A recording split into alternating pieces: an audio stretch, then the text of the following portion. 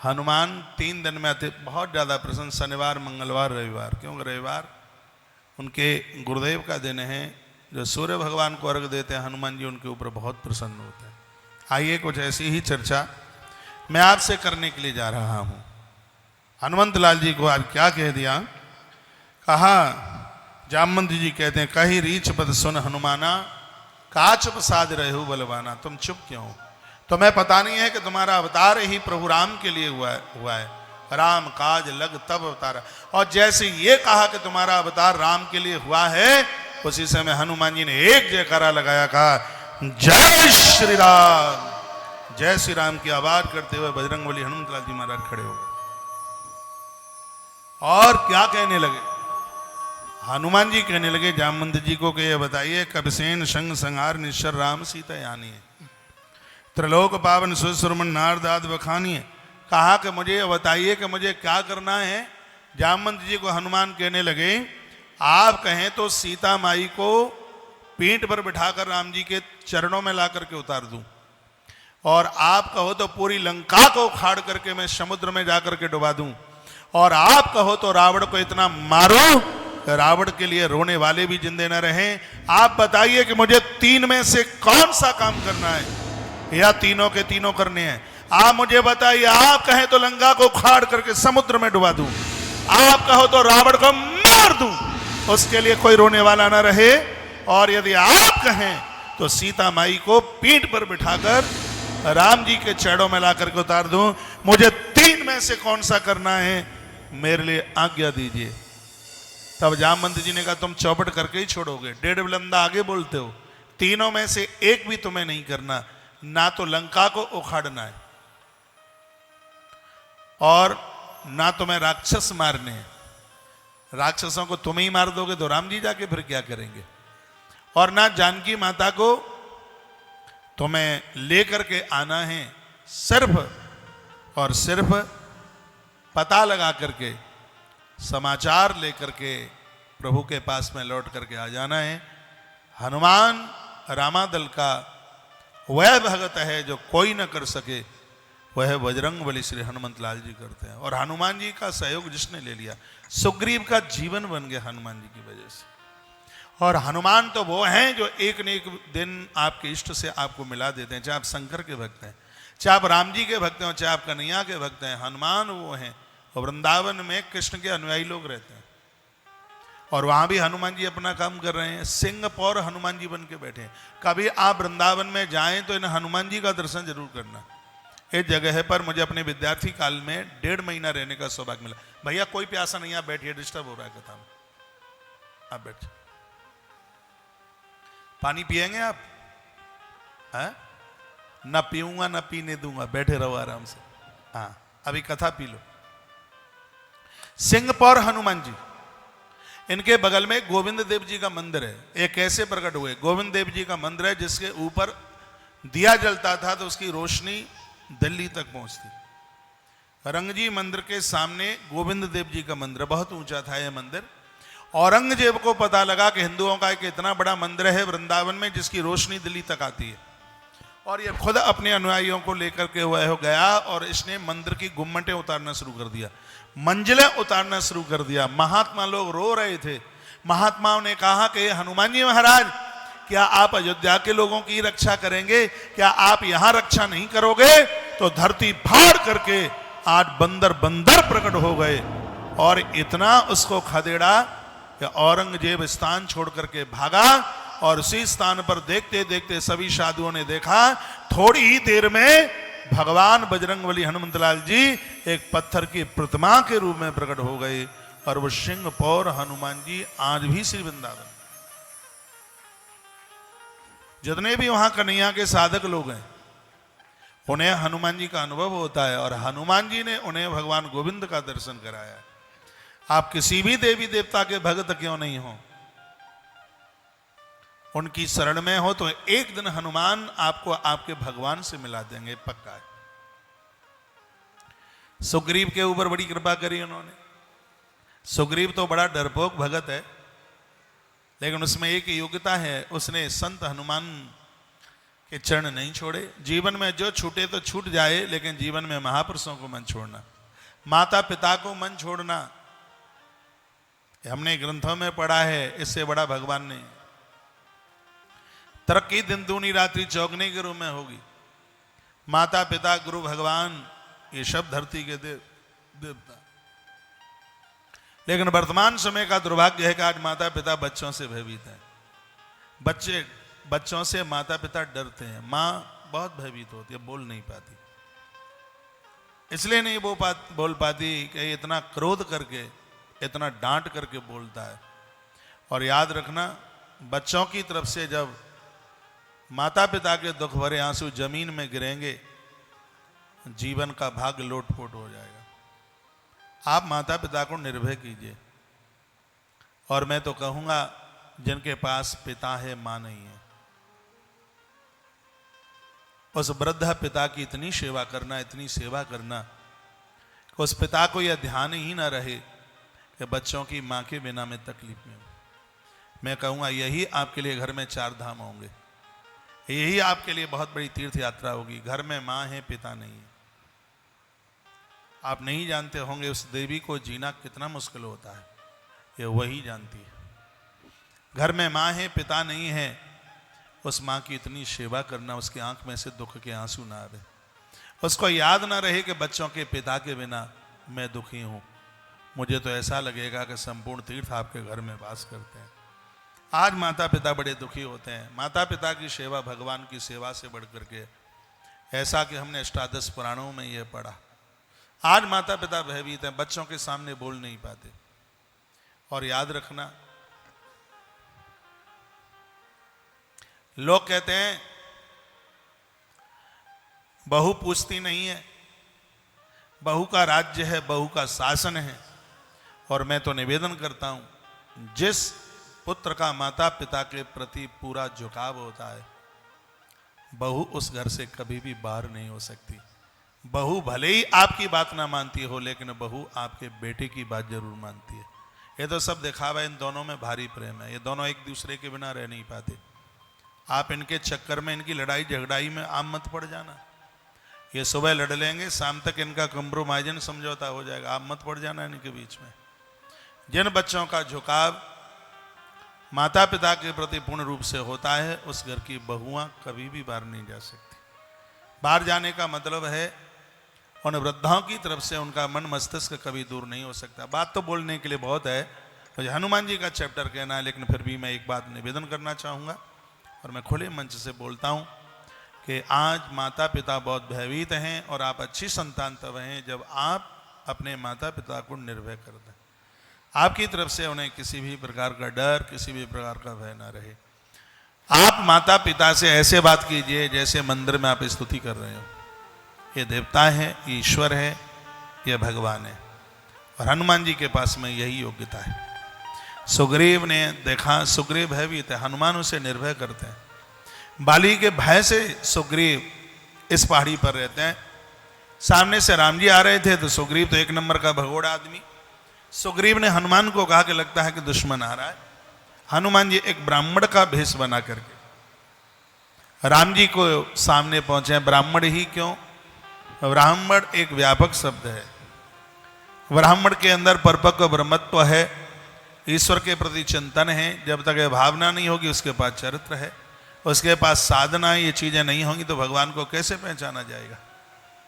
और उसी समय जब बजरंगबली हनुमतलाल जी ब्राह्मण बन करके पहुंचे तो राम जी ने तो सब पहचान ही लिया।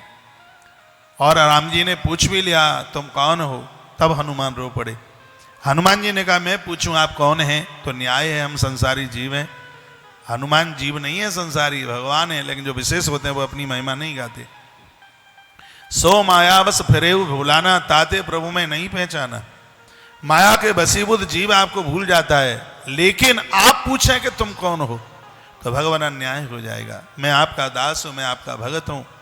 राम जी ने हनुमान जी को अपने कंठ से लगा लिया और कहा हनुमान तुम मेरे लिए लक्ष्मण से दूने हो। लक्ष्मण जी का तो मुंह लटक गया। अब सही बात है, कोई 12 साल से लंगोटी धो रहा है और एक बंदर आया और 1 मिनट में उसे दूना बना दिया, तो बुरा तो लगेगा ही। वही तुम्हारा 10 साल से इतनी सेवा कर रहा है, बढ़िया ड्राइवर है, बढ़िया रसोईया है, कोई इतनी तुम्हारे सेवा कार्य में लगाए हैं, और कोई 24 घंटे पहले आया और तुम उसको हाल ही कह दो हमारे यहाँ जितने भी जो लोग काम कर रहे हैं उससे तो आप दूने हैं, आप बहुत बढ़िया, तो उनके तो मुंह लटक जाएगा। हम तो साहब की सेवा 10 साल से कर रहे हैं और हमारे सब नंबर खींच लिए और आने वाले व्यक्ति को सगरे नंबर दे दिए। लखन को यही लगा 12 साल से सेवा हम कर रहे थे और बंदर आया 10 मिनट पहले और ये हमसे दूना भी हो गया, तो लखन को तो अच्छा लगा नहीं। राम जी ने हनुमान को कहा कि तुम कुछ बोलना चाह रहे लेकिन तुम कुछ बोल नहीं पा रहे। तो हनुमान जी ने कहा भगवान मेरी आपसे प्रार्थना है, इस पहाड़ के ऊपर सुग्रीव रहते हैं, भगवान आपसे प्रार्थना है कि तेसन नाथ मैत्री की जय, तेसन नाथ मैत्री की जय, दीन जाने तेहि अभय करी जय, दीन जाने तेहि अभय करी जय, तेसन नाथ मैत्री की जय, तेसन नाथ मैत्री की जय, दीन जान अभय करी जय, तेसन नाथ मैत्री की जय, दीन जानते अभय करी जय। भगवान उसके साथ आप मित्रता कर लें और उसको अभय कर दें, निर्भय कर दें उसे। हनुमान जी सबको निर्भय कराते हैं और जीवन का बड़ा आनंद होता है जब व्यक्ति निर्भीक हो जाता है, निर्भय हो जाता है। हाँ, पापों से भय होना चाहिए, लेकिन बहुत लोग इसी में भयभीत हैं, पता नहीं ऐसा हो जाएगा तो क्या होगा, ऐसा होगा तो। लोग तो पूजा में भयभीत होते हैं, पता नहीं चावल उल्टा उल्टा ना चढ़ जाए, हैं, बेलपत्र उल्टा उल्टा ना चढ़ जाए, उल्टा चढ़ जाएगा तो महादेव सीधा कर लेगा, उसको तो बड़ी होशियारी है। अब काहे का टेंशन करते हैं, पता नहीं ऐसे ना हो जाए, ऐसे ना हो जाए, ऐसे ना, ऐसे ही करते रहते हैं, ऐसे ना हो जाए। बहुत भयभीत होता है, बड़ा भय लगता है, बड़ा डर लगता है। आप माताएं तो इतनी सीधी, आप तो छिपकली से डर जाती हैं।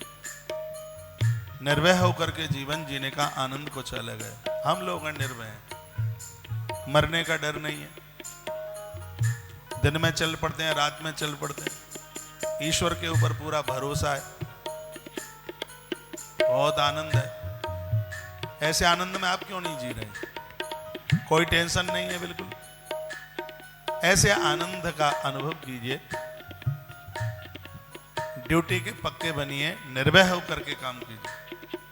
हनुमान जी ने कहा कि उससे मित्रता कर लो, राम जी ने कहा तुम ही हमारे मित्र बन जाओ। हनुमान बोले मित्रता बराबर वाले से की जाती है। जहां आप किसी को अपना रिश्तेदार बना रहे हो तो वो एक दौर मित्रता का ही तो, और क्या है। बेटी आप किसी को दे रहे हैं या बेटी किसी की आप ले रहे हैं, तो आपसे सवाया हो, आपसे 2.5 गुना ना हो। आपसे कमजोर होगा तो भी दिक्कत है और आपसे ज्यादा धनवान होगा तो भी दिक्कत है। आपसे कमजोर होगा तो आप चैन में नहीं रह पाएंगे, आप कहेंगे कि हमारी बबली बहुत परेशानी है, भूखे भिखारी मिल गए हैं, बहुत दिक्कत परेशानी है, यही अंदर से, और आपको बार बार चिंता होगी उसके लिए, बचा बचा करके, और आप जीवन भर आप देते रहेंगे। ऐसे घर में बेटी को देने में भी तो तकलीफ है, इसलिए जहां बेटी देते हैं वहां 9 बातें देखी जाती हैं। एक बहुत नजदीक ना हो, एक बहुत ज्यादा दूर ना हो, कुल खानदान बढ़िया हो, दोनों की उम्र में ज्यादा अंतर न हो, ऐसा हमारे ग्रंथों में वर्णन है। रूप रंग में भी ज्यादा अंतर न हो, ऐसा भी वर्णन है। गोत्र आपस में मिलता ना हो, ऐसा भी हमारे ग्रंथों में वर्णन है। 9 बातों का जो वर्णन किया है, आपसे सवाया हो, आपसे अढ़ाई गुना ना हो। ज़्यादा धनवान भी होगा तो उस बेटी को ये परेशान करेंगे, कहेंगे तेरा बाप भिखारी। और नरसी के मायरे में ऐसी तो कथा थी, वो भी आदर नहीं करेंगे, मान नहीं करेंगे, तो आपकी बेटी फूट फूट करके रोएगी। तो ऐसा क्यों किया जाए? वैसा ही देखो ना, जैसे आप कोई ज़्यादा धनवान है तो सोने की दाल खाते हो, मुझे तो नहीं लगता, क्योंकि मैंने तो बड़े बड़े करोड़पतियों को देखा। तो आप ये ना सोच लीजिएगा कि जिनके पास बहुत ज़्यादा धन है तो उनके लिए दाल के दाने सोने के आते हो, ऐसा नहीं। और आप वर्ग को देखिएगा, आप सबसे पहले पैसा देखते हैं, लेकिन कहा जाता है कि उस परिवार का सबसे पहले धर्म देखिए, उसके बाद में अर्थ देखिए, उसके बाद में उस परिवार का संगठन देखिए, और मोक्ष का अर्थ है संसार के व्यसनों से वो वर मुक्त है कि नहीं, वो देखिए। सबसे पहले वर की धार्मिकता। आज बच्चों के पास धार्मिकता नहीं है, जूते बूट उतारते नहीं है, मंदिर में झुकते नहीं है। मम्मी पापा कभी कहते हैं कि चलो बेटा त्र्यंबकेश्वर दर्शन करा के ले आ, तो मम्मी पापा चले जाते हैं दर्शन करने के लिए, लेकिन वो गाड़ी की सीट पर पाँव फैलाकर मोबाइल में ही कुटर कुटर करता रहता है, उसको श्रद्धा ही नहीं है। और जब श्रद्धा न होगी, मैं कल ही रात्रि में ये निवेदन, कल का बड़ा अद्भुत कार्यक्रम था धुलिया में, बड़ा आनंद आया भाई हरीश यादव के द्वारा, इतना अद्भुत आयोजन, इसका नाम मैं आज भी यहाँ भी ले रहा हूँ। और वहाँ यह बात मैंने निवेदन की थी, ध्रुव जी का चरित्र चल रहा था, जिसमें नारद जी ने कहा संसार की ऐसी कोई वस्तु नहीं है जो भगवान को स्वीकार करने पर न मिल जाती हो। ऐसी कोई धरती की कोई चीज नहीं है जो परमात्मा को स्वीकार करके न मिलती हो। परमात्मा की कृपा से वो वस्तु टिकाऊ होती है। तो जब अपनी बेटी जहां आप दे रहे हैं तो ये तो देखिए कि बच्चा धार्मिक है कि नहीं, पारमार्थिक है कि नहीं। और उसके तत्पश्चात जब तक वो पापा की संपत्ति के ऊपर, पापा कमाता है तब खर्चा चलता है, उसे बेटी नहीं है, वो खुद कमाने वाला हो, किसी के ऊपर डिपेंड ना हो, ये उसके अंदर दूसरा गुण लक्षण देखा जाता। तीसरा है धर्म अर्थ काम, परिवार से मिलकर के रहता है कि नहीं। वर का परिवार के साथ मिलना बहुत ज्यादा जरूरी होता है। जो बच्चे परिवार के साथ मिलकर के रहते हैं वो बच्चे बिगड़ते नहीं, ये असर होता है।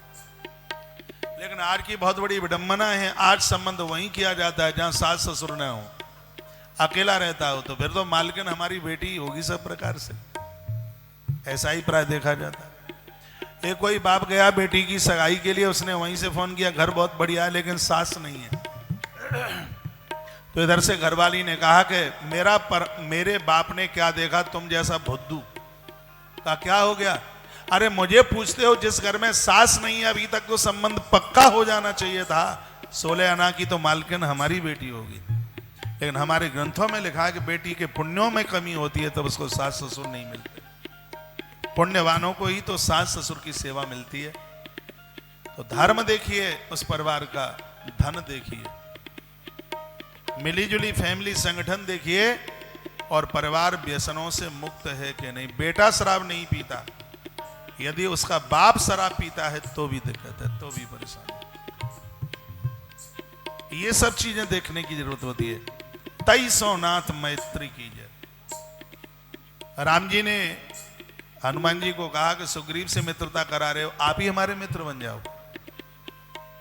तो हनुमान बोले प्रभु मैं तो आपका दास हूं और मुझे दास ही बना रहने दीजिए, मित्रता तो बराबर वाले से की जाती है। राम जी ने मुस्कुरा करके पूछ लिया कि हमारी और सुग्रीव की कैसे बराबरी है। हनुमान जी ने कहा आप भी घर छोड़ करके आए हैं, ये भी बेचारा धक्का खा के आया है, इसकी भी पत्नी का हरण हुआ है और आपकी भी गृहिणी का हरण हुआ है। इसकी आंख में आंसू है और आपकी भी आंख में आंसू है। ये भी घर से बाहर रह रहा है, तुम भी घर से बाहर हो। ये भी जंगल में रह रहा है, आप भी वन में जंगल में खड़े हैं, तो बिल्कुल एक जैसे ही लग रहे हैं। तो राम जी ने कहा कहाँ जाना है मित्रता करने के लिए? कहा वहां ऊपर जाना है। ऊपर पहाड़ पर रहता है। राम जी ने कहा कोई बाण है नहीं, पांव में कांटे लग गए हैं। राम जी के पांव में कांटे धस गए, बहुत कांटे लगे राम जी के छड़ों में। वो केवट की नाव से जब उतर करके आगे बढ़े, एक पेड़ के नीचे बैठे हुए थे। सुनो, बहुत सुनने लायक बात है, इसमें राम जी की दयालुता भरी हुई है। कांटे इतने गहरे भर गए थे पांव में, तो राम जी ने कहा, जानकी अब चला नहीं जा रहा है, कांटे बहुत गहरे बिध गए हैं अंदर, दर्द दे रहे हैं, कांटे निकलते नहीं है। सीता माई ने कहा, प्रभु ये कांटे ना निकले तो ही ज्यादा ठीक है। सुनने में बड़ा अटपटा लगा। माता जानकी कहते हैं, प्रभु ये कांटे आपके चरणों में विधे रहे हैं, ये कभी ना निकले। प्रभु राम ने कहा, सीते ऐसा क्यों बोल रही हो? तब माता ने कहा, प्रभु मैंने ऐसा सुना है कि आपके चरणों में जो भी आता है उसको शरण मिलती है। कांटा आपकी शरण में आया है तो उसको आप अपने आप से अलग कैसे कर सकते हो? नहीं तो आपकी बदनामी हो जाएगी, और कोई भी पत्नी अपने पति की बदनामी नहीं चाहती। राम जी ने संकल्प किया, जब तक धरती पर रहूंगा तब तक वनवास के कांटे मेरे पांवों में रहेंगे। संतों ने कहा, जिस परमात्मा के चरणों में कष्ट देने वाले कांटों के लिए जगह है, तो ईश्वर के चरणों में हमारे और आपके लिए जगह क्यों नहीं होगी?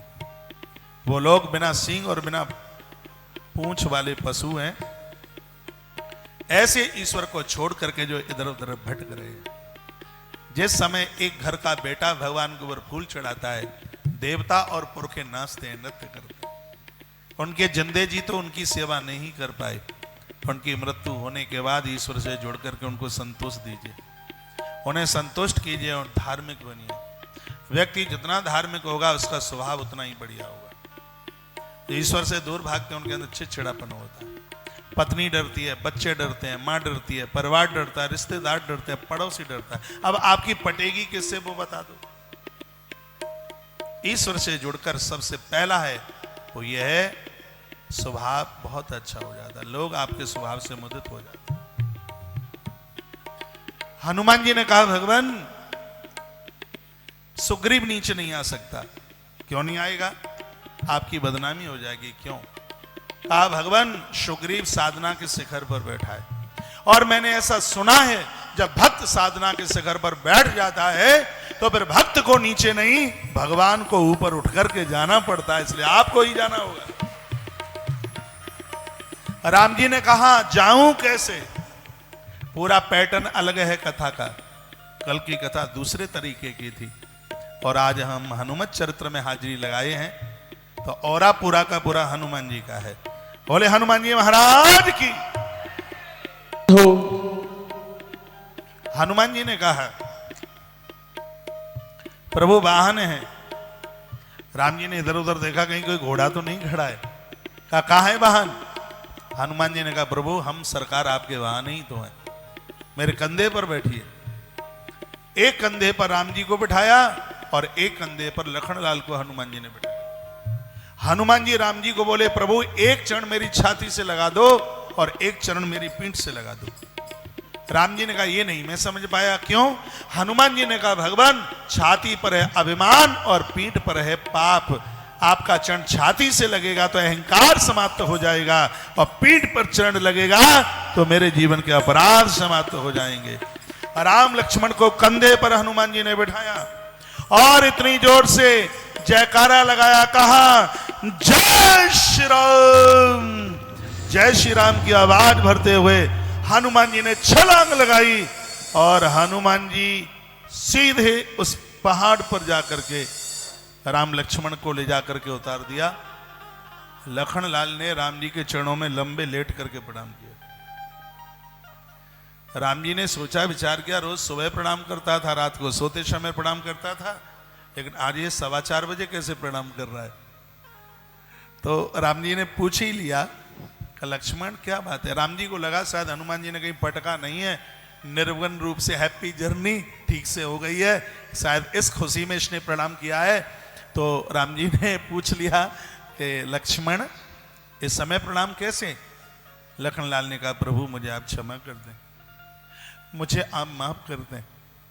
जब हनुमान को आपने कहा, तेई मम लक्ष्मण ते दूना, तुम मेरे लिए लक्ष्मण से दूने हो, तो उस समय मुझे अच्छा नहीं लगा। मुझे लगा इतने लंबे समय से प्रभु की मैं सेवा में था और भगवान ने आने वाले के बंदर को मेरी जगह दे दी, मुझे अच्छा नहीं लगा। लेकिन भगवान अब मुझे समझ में आया है, हनुमान मुझसे दूना नहीं, हनुमान तो मुझसे अनंत गुना है, हनुमान मुझसे अनंत गुना है। राम जी ने कहा, लक्ष्मण भैया ऐसा कैसे बोल रहे हो? तब लखनलाल ने कहा, भगवान यह मुझे पता है, पूरी धरती का वजन मैं शेष हूं, मेरे सिर के ऊपर है, और मेरा वजन आपके कंधों के ऊपर है, और आपका वजन हनुमान के कंधों के ऊपर है। तो ये दूना कहाँ है, ये तो अपने आप में अनंत गुना है, अनंत गुना है। और उस समय लखनलाल ने कहा था, हे प्रभु आज मुझे ऐसा लग रहा है हमारे जितने भी काम बनेंगे वो बजरंगबली हनुमान के द्वारा बनेंगे। ये तो उससे पहले लक्ष्मण ने कह दिया, जब अभी जानकी की खोज के लिए कहीं किसी भी प्रकार की कोई मीटिंग नहीं है, कहीं किसी भी प्रकार की कोई बात नहीं है, तभी लखनलाल ने कह दिया हनुमान जी के द्वारा हमारे सभी काम बनेंगे। मैं निवेदन करना चाहूंगा कि हनुमान जी के द्वारा राम जी के काम बनते हैं, तो हनुमान जी के द्वारा हमारे और आपके काम क्यों नहीं बनेंगे? रामायण की एक ऐसी कथा है, लक्ष्मण को शक्ति लगी, सबके आंख में आंसू। शायद बजरंगबली हनुमंत लाल जी इतना किसी के लिए न रोए हों। तो हनुमान जी बोटी लेने को गए हैं और राम जी की आंख में आंसू हैं। देखो दो पंक्तियां गाते हैं, और लौट के आजा हनुमान, तुझे तेरे राम बुलाते हैं। मैं औरंगाबाद के भक्तों को फिर कहना चाहूंगा, परिसर बड़ा सुंदर लग रहा है, फिर भी आपको बैठने को जगह मिल जाएगी। 4:15 ही बजे हैं और कार्यक्रम 6 बजे तक चलेगा, आप आ सकें। हमारे मध्य में बड़ी दूर दूर से भक्त लोग, नासिक से भक्त लोग आ गए हैं, 40 गांव से आ गए हैं, मालेगांव से आ गए हैं, और यूपी से नोएडा SK शर्मा जी कहाँ बैठे हैं आप? देखो ये इधर हैं, इतनी दूर से ये देखो, यहाँ औरंगाबाद में आके मुंबई से कई भक्त पहुँच गए हैं यहाँ पे। तो औरंगाबाद के लोग पहुँचते हैं तो फिर कौन सी बड़ी बात है। गंगा दहली पर आई है, बिना डुबकी लगाए मत रहिएगा।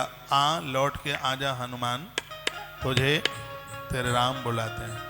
एक बार मैं पुनः कहूँगा, ये एक दिन के संपूर्ण जो आयोजन है वो कैंसर अस्पताल के लिए समर्पित हो रहे हैं। बस आधी सी मिनट में मैं आपको कह दूं, वृंदावन की पावन धरा पर इस दुनिया का एक अद्भुत कैंसर अस्पताल बनने के लिए जा रहा है, और उसमें आपकी सहभागिता सादर प्रार्थनीय, क्या मैं कहूँगा बहुत शोभनीय है, और यह भगवान को स्वीकार है, और ये भगवान के द्वारा बनाया गया चार्ट उसी को ही मैं पूरा कर रहा हूँ। आपको किसी भी प्रकार का सहयोग करना है तो प्लीज़ उसकी रसीद जरूर लीजिए।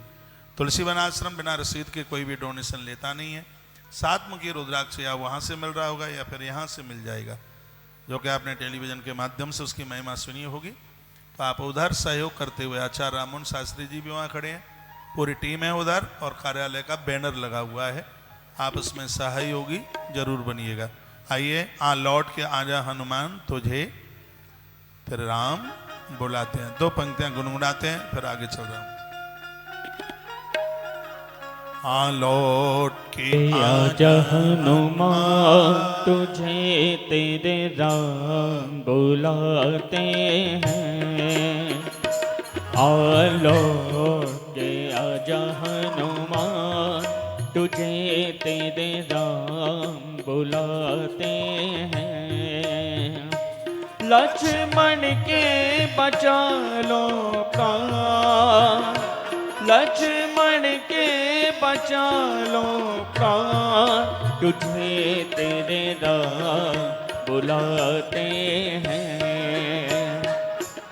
लौट के आजा हनुमान, तुझे तेरे राम बुलाते हैं।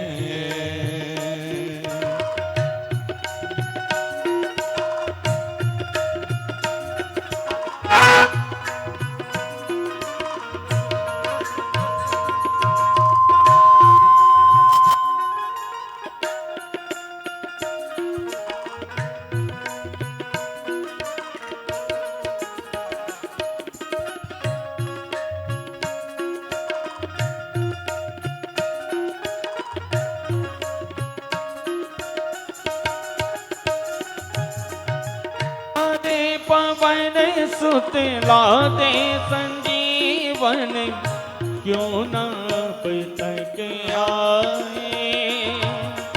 प्यारे पवन सुतला दे संजीवन, क्यों न अब तक आए।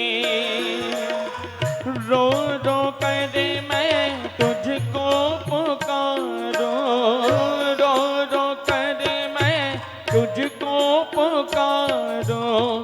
नर बानर को मैं लाए, कहूँ ओ दिखे वीरा।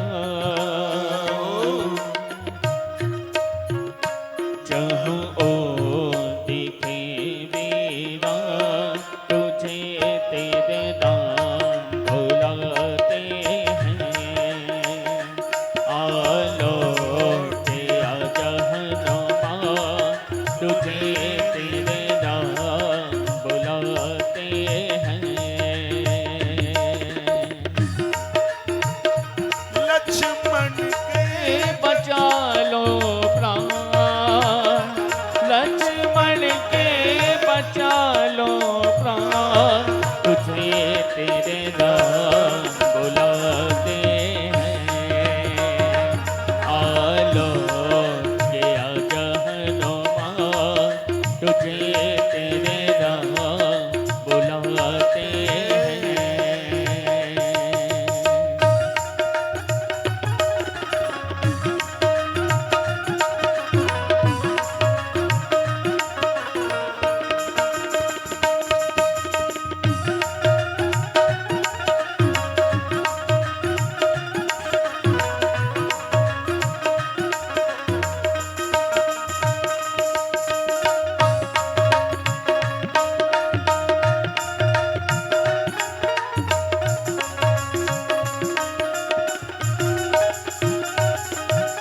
धरती पे मेरी आँखों का तारा, घायल अवस्था में सोता। धरती पे मेरी आँखों का तारा, घायल अवस्था में सोता। हाय लखन अपनी माता का, हाय लखन अपनी माता का, बेटा है इकलौता। कब सुध लोगे हनुमान, कब सुध लोगे हनुमान। तुझे तेरे नाम बुलाते हैं। आलोक आजा हनुमान, तुझे तेरे नाम बुलाते हैं। लक्ष्मण के बचा लो प्राण, लक्ष्मण के बचा लो प्राण। तुझे तेरे नाम बुलाते हैं। आलोक आजा हनुमान, तुझे तेरे नाम बुलाते हैं।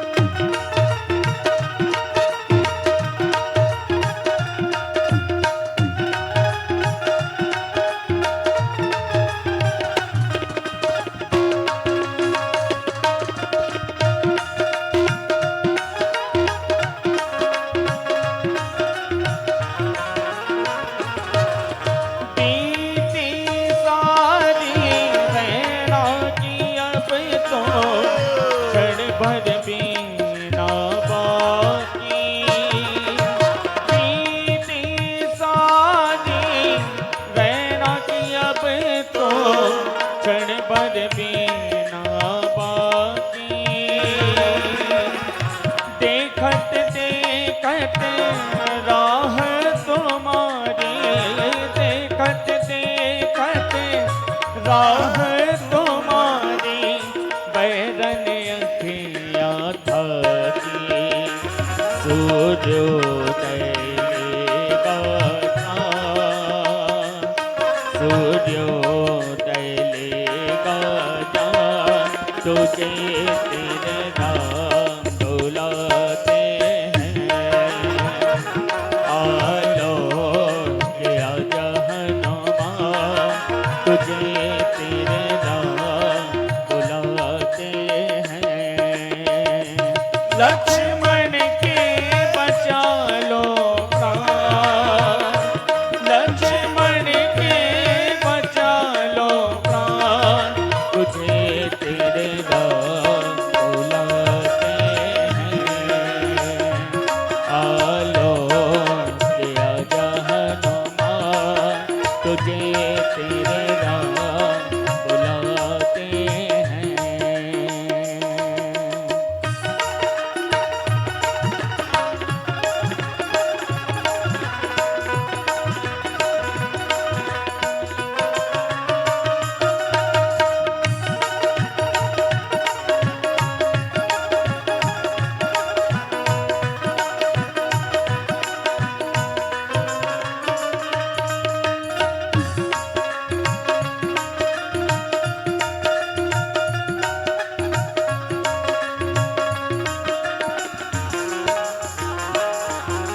पहली किरण उगी मेरा पाए, ले आए संजीवन।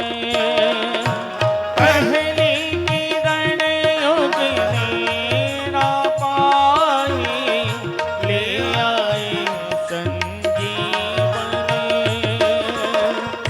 मूर्छा दूर करी लक्ष्मण की, मूर्छा दूर करी लक्ष्मण की, तन कर दीना कंचने, बजरंग तुम्ही बलवान, बजरंग तुम्ही बलवान, तुझे तेरे राम बुलाते हैं। आलोक गया जहनुमान, तुझे तेरे राम बुलाते हैं। लक्ष्मण के बचा लो प्राण, लक्ष्मण के बचा लो प्राण, तुझे तेरे राम बुलाते हैं। आलोक गया जहनुमान, तुझे तेरे राम बुलाते हैं। आलोक गया जहनुमान, तुझे तेरे राम बुलाते हैं। हे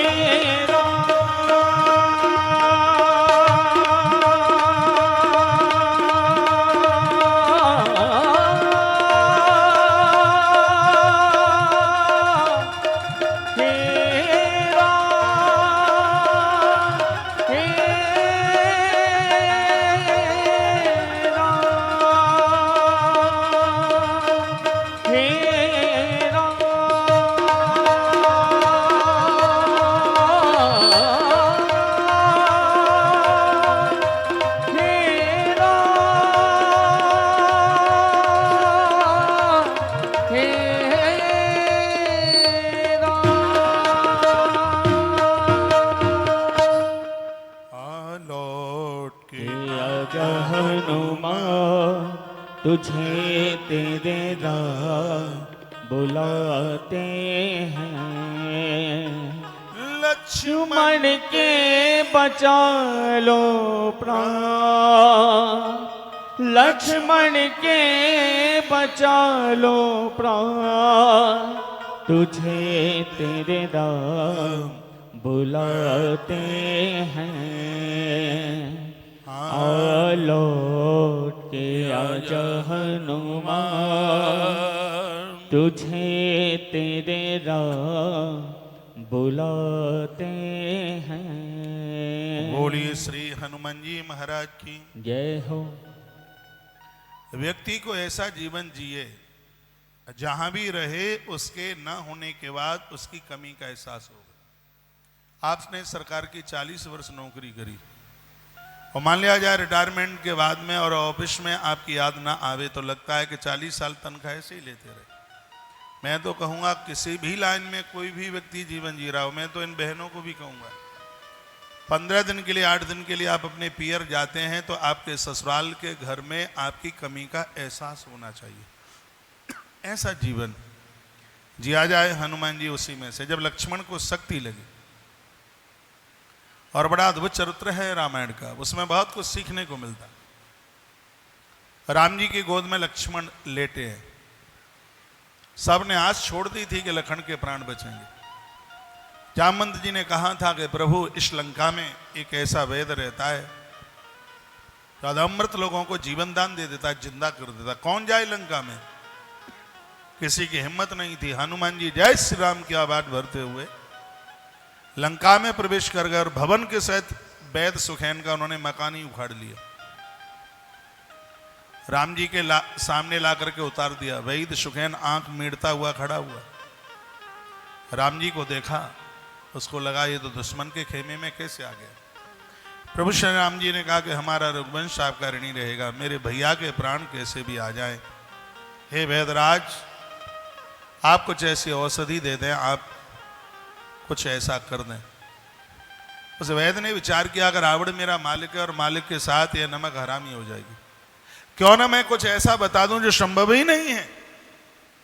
और कहने लगा कि सूर्य उदित होने से पहले यदि द्रोणागिरी पहाड़ से बूटी संजीवनी आ जाए तो उस संजीवनी के द्वारा तुम्हारे भाई के प्राण बच सकते हैं, नहीं तो फिर आप अपने भ्राता को भूल जाइए। सन्नाटा छा गया था राम जी के खेमे में। राम जी ने एक एक करके बहुतों से पूछा।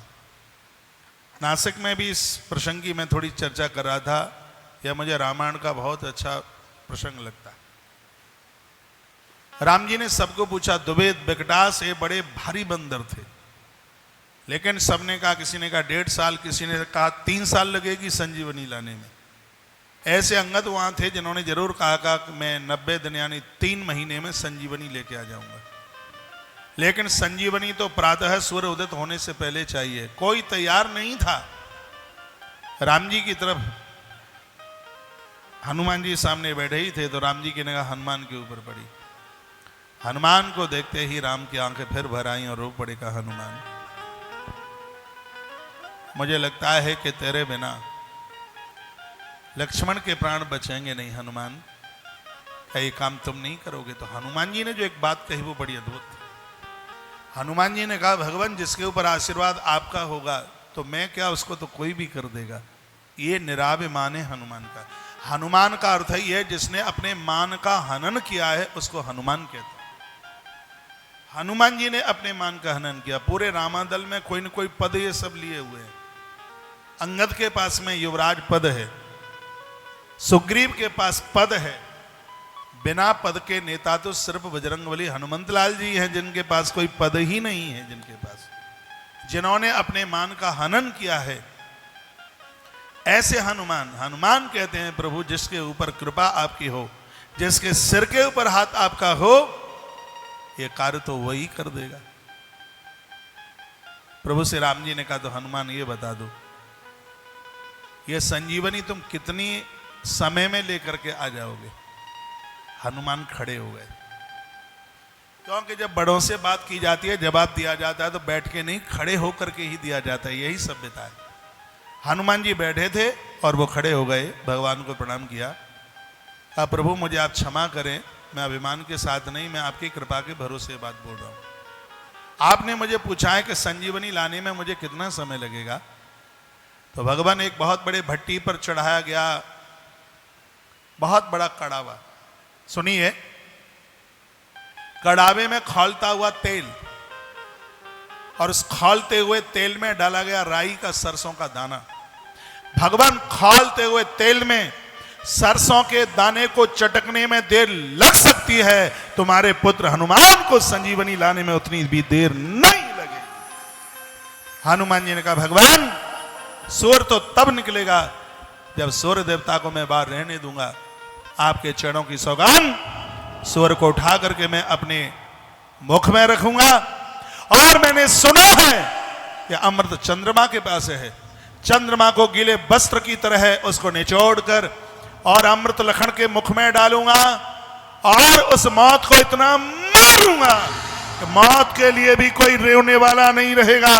और प्रभु मैं ऐसा न कर पाया तो मैं राम दूध का लाने का अधिकारी नहीं। मां अंजनी के दूध की सौगंध, आप मुझे आदेश दे दीजिए, बस मैं आपके आदेश का इंतजार कर रहा हूं।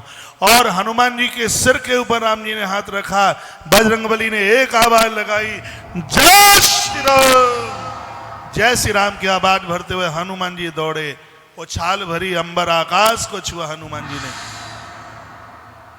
संजीवनी कौन सी पहचान करें, उन्होंने पूरा पहाड़ ही उखाड़ लिया। हाथ के ऊपर हनुमान पहाड़ लेके अवध के ऊपर से निकले। आधी रात्रि का समय था और श्री भरतलाल जी अवध की रक्षा में रोज की तरह थे। और उस समय भरतलाल जी ने एक बाण का प्रहार कर दिया जो हनुमान जी के चरण में लगा। हनुमान जी से गलती हो गई एक छोटी सी। क्या? ऐसा बताते हैं किसी तीर्थ में प्रवेश करें तो उस तीर्थ की धरती को वंदन होना चाहिए, प्रणाम होना चाहिए। तीर्थ को छोड़ें तो उसको प्रणाम करके छोड़ें। हनुमान जी अयोध्या जैसे तीर्थ के ऊपर से उड़ रहे थे और वह इतनी जल्दी में थे, उन्होंने सोचा ही नहीं कि अवध है और वह प्रणाम करना भूल गए। उसी समय भरत ने बाण का प्रहार कर दिया, हनुमान जी नीचे गिरे और राम राम कह करके हनुमान मूर्छित हो गए। श्री भरत जी ने जब ये आवाज सुनी राम जी की तो दौड़ करके आए तो देखा वहां तो एक कपि मूर्छित पड़ा है। बड़ा जोर लगाया भरतलाल जी ने, लेकिन हनुमान जी होश में आते नहीं है। भरत की आंखों में इतना आंसू आया और भरत ने कहा, यदि तुम रामदूत हो तो तुम्हें प्रभु राम जी के चरणों की सौगंध है, कपि तुम होश में आ जाओ। इतना कहा, हनुमान जी होश में आ गए। भरतलाल की रुदन की आवाज सभी लोगों ने सुनी। सब लोग दौड़ते चल करके आए बाहा हनुमान। माता कौशल्या भी चल करके आई, हनुमान से मिली, भरत को पूछा, बेटा क्या हुआ, तू काय के लिए रो रहा है? भरत ने कहा, माँ मैं कितना अभागा हूँ, जीवन तो हनुमान जैसे जनों का है, मेरी क्या जिंदगी है, मेरी वजह से उल्टा माता कैकेयी ने अयोध्या को अनाथ कर दिया। माँ अवध का अन्नदाता चला गया, मेरी वजह से कौशल्य जैसी माँ का सिंदूर पुछ गया, मेरी वजह से महाराज की मृत्यु हो गई। माँ मैंने देखा है माता जानकी जिस समय आंगन में चलती थी उस समय हे माँ तो उसके सामने गलीचे डाल देती थी। आज माता जानकी बन के कांटों के ऊपर चल रही है। मैंने हनुमान के मुख से सुना है माता जानकी का रावण के द्वारा हरण हुआ। मेरे प्रभु श्री राम इतने कष्ट में है। रघुवंश में जिस रावण की चर्चा में सदैव से सुनता रहा, मेरे प्रभु श्री राम का युद्ध उस रावण के साथ में छिड़ गया और उसके पुत्र मेघनाद के द्वारा लक्ष्मण घायल हो गया। मां हनुमान संजीवनी लेने के लिए आए और मैं कितना अभागा हूं, मैंने हनुमान को मूर्छित कर दिया, बाण का प्रहार कर दिया। मां मैं कितना बड़ा अभागा हूं। मैया भरत की आंख के आंसू पोंछने लगी और कौशल्या माता हनुमान जी को कहने लगी, हनुमान मेरा एक आदेश, मेरा एक संदेश राम को जाकर के बोल देना। राम से कह देना कि पत्नी के लिए भाई को खोने वाला राम अयोध्या के लोगों को नहीं चाहिए। यदि रास्ते में कोई सागर मिले, राम उस समुद्र में डूब जाए, अयोध्या के लोगों को ऐसे राम की जरूरत नहीं है। तो लक्ष्मण को ले गया और उसने उसे युद्ध में उसको गवा दिया। ये कह करके माता कौशल्या चुप हो गई। बगल में माता सुमित्रा बैठी थी।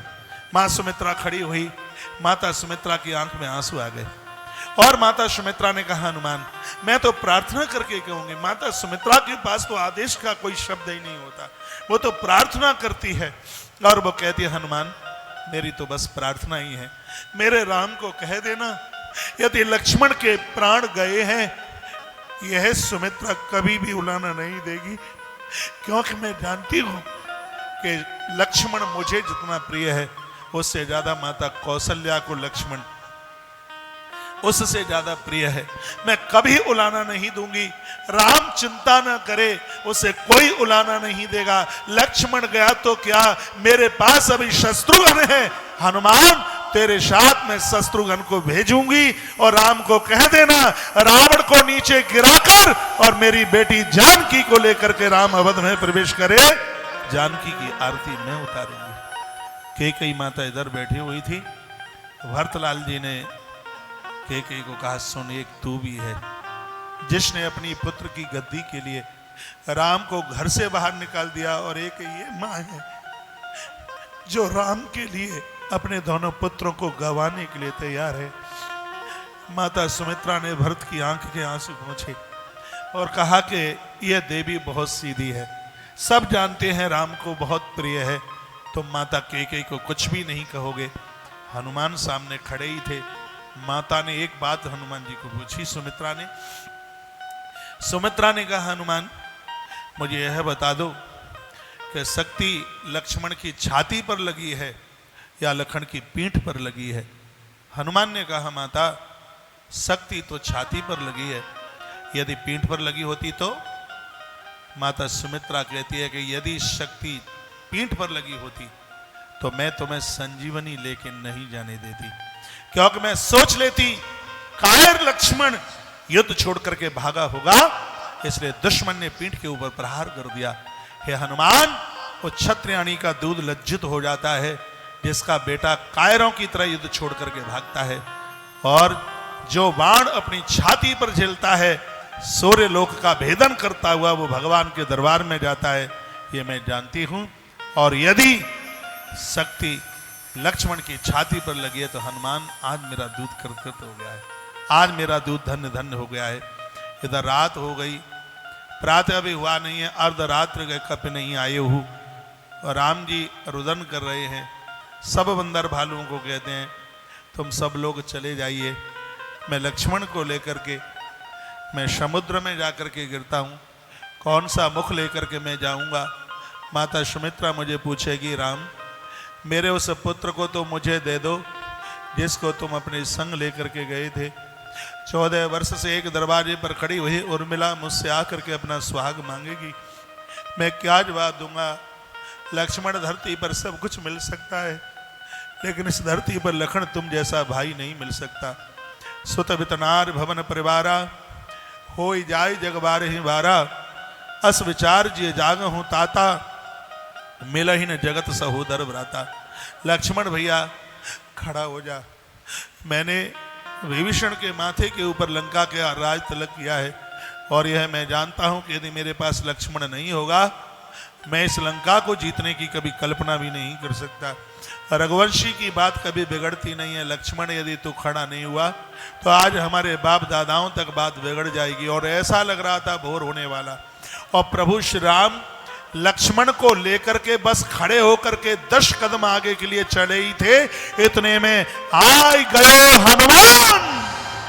हनुमान जी इस प्रकार से आकर के प्रकट हो गए जैसे कोई वीर रस आकर के प्रकट हुआ हो, आकर के संजीवनी को ला करके रख दिया। और उस समय वो संजीवनी वेदराज ने लक्ष्मण के जब मुख में डाली तो देवताओं ने, जब लखन खड़े हुए तो वहां 2 जयकारे लगे। देवताओं ने कहा था, सबसे पहले कहा था अंजनी पुत्र हनुमान जी महाराज की जय हो, सियावर रामचंद्र की जय हो। राम जी कभी प्रसन्न नहीं हो सकते यदि उनके साथ में हनुमंत लाल जी की आराधना नहीं है। अरे राम का काम नहीं चलता हनुमान के बिना। हनुमान न होते तो सीता माई के प्राण नहीं बचते, हनुमान न होते तो भरत के प्राण नहीं बचते, क्योंकि भरत भी तो मरने को तैयार थे। और हनुमान न होते तो लक्ष्मण के भी प्राण न बचते, और हनुमान न होते तो बंदर भालुओं के भी प्राण नहीं बचते, बंदर भी मरने को तैयार हो रहे थे। जब हनुमंत लाल जी माता जानकी का समाचार लेकर के आए तब यह जीवित बचे। और सच मानिए हनुमान जी न होते तो हमारी और आपकी भी कोई जिंदगी नहीं होती। कोरोना के काल में हम और आप सब सुरक्षित हैं, इसमें बजरंग बली हनुमंत लाल जी महाराज की बहुत बड़ी कृपा है। सब गाइए मेरे साथ, क्या इन्ना सही रोग हरे सब पीरा, नासहि रोग हरे सब पीरा, जपत निरंतर हनुमत बीरा, जपत निरंतर हनुमत बीरा, नासहि रोग हरै सब पीरा, जपत निरंतर हनुमत बीरा, नासहि रोग हरै सब पीरा, जपत निरंतर हनुमत बीरा, जपत निरंतर हनुमत बीरा।